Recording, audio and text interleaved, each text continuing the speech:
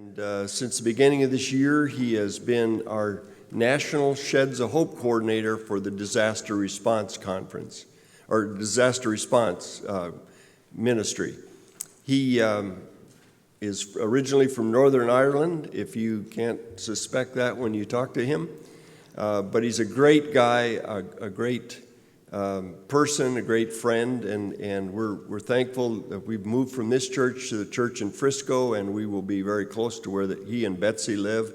And without much further ado, I want to introduce John, and he's going to talk about Sheds of Hope program. It's a little change from what's in your bulletin.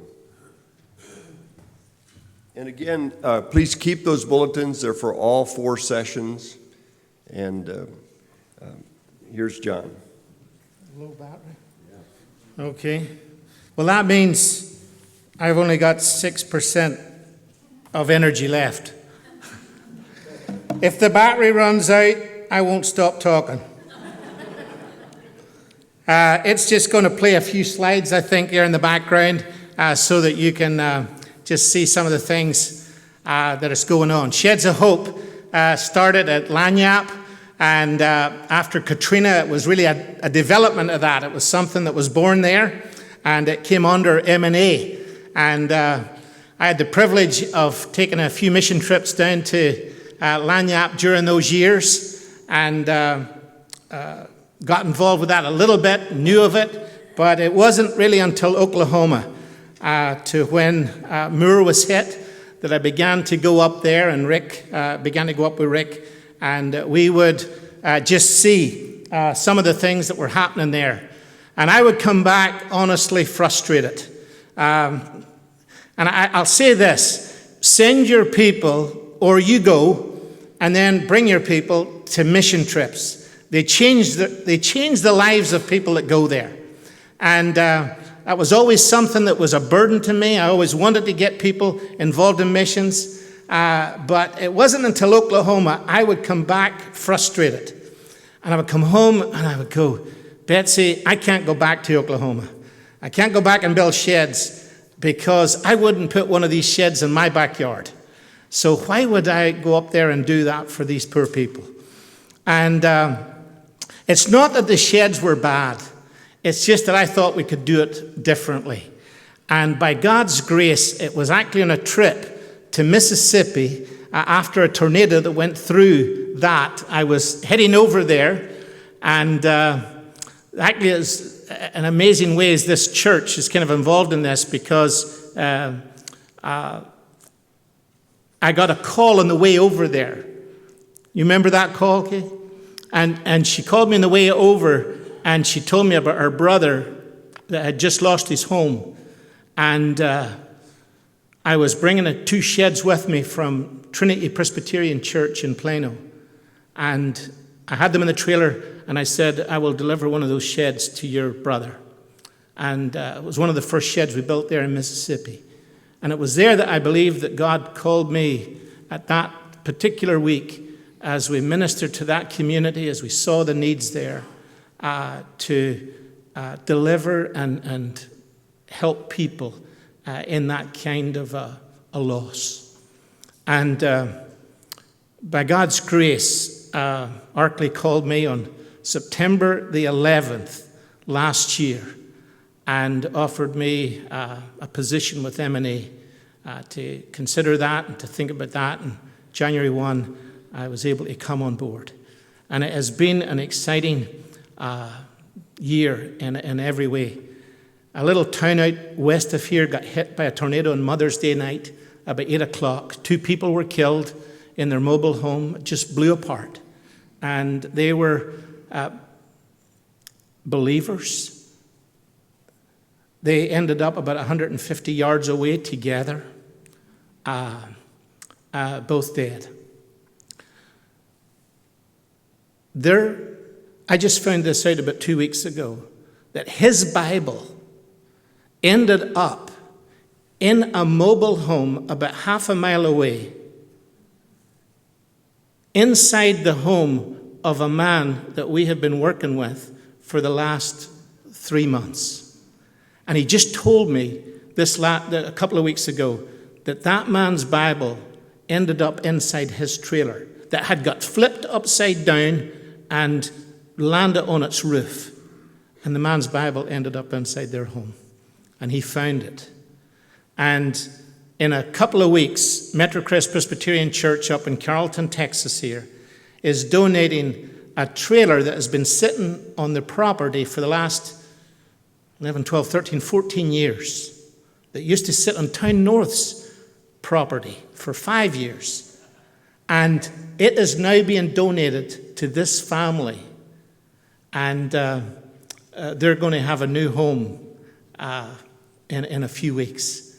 It's just amazing what God does through relationships, through time. And in this little community, one of the things that has happened is that we've worked in a very close-knit community, a lot of mobile homes, a lot of homes that got destroyed, some totally, some very badly. The sheds that we build and put up are better than the homes that they live in most cases. But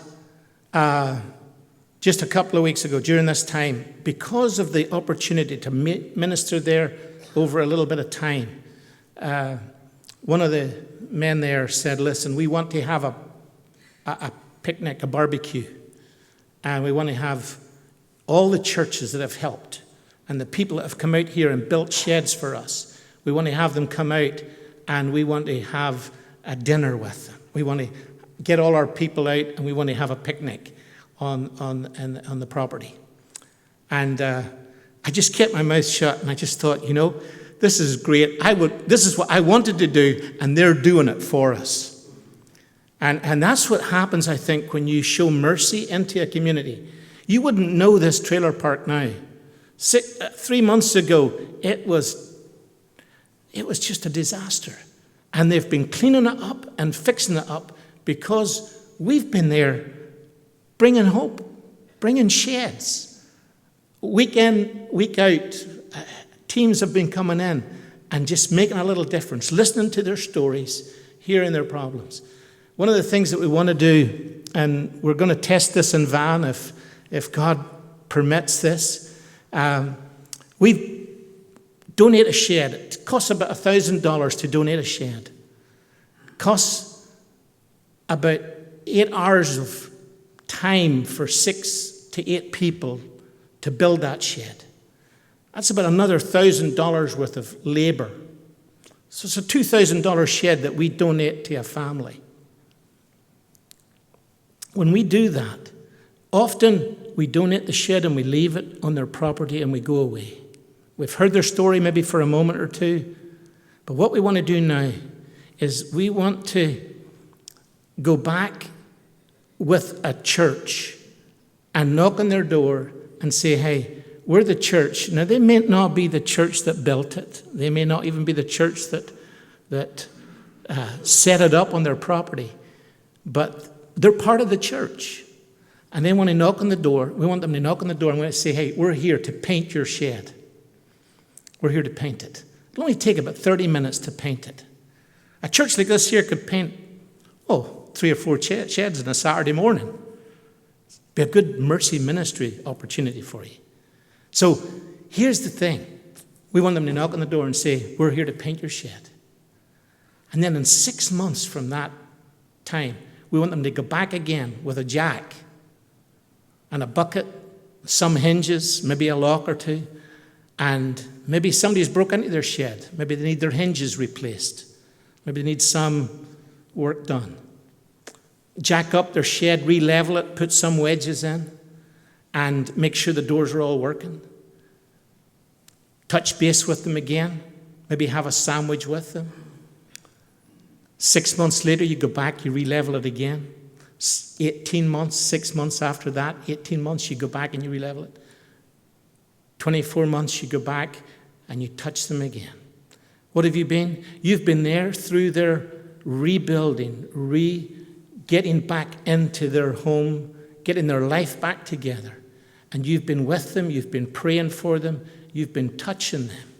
You've had opportunities not only to hear their story, but to share the story of the greatest gift that they could have, the mercy of Christ. extended to them through people like you. That's what you can do as you engage with Sheds of Hope and disaster response. We've got a warehouse in Rome, Georgia that we're renovating, and we've got disasters all over the place. And so when you leave this place, I want you to pray about Sheds of Hope. Talk to Artley, talk to me, talk to others on our teams. We've got regional directors all over. It's a great opportunity. Did my battery die? No. Okay. I think that's it.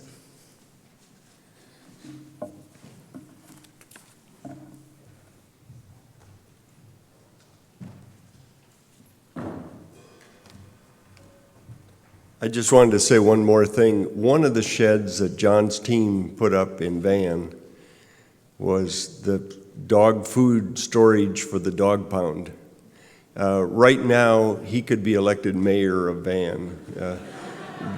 It's just, and Steve Percival from this church, who's the RUF pastor at Texas Tech, his mother lives in that town, so we have a connection there. And so we'll be working with the churches out in Tyler, the church and the church plant to do some of the things that John said. So praise God.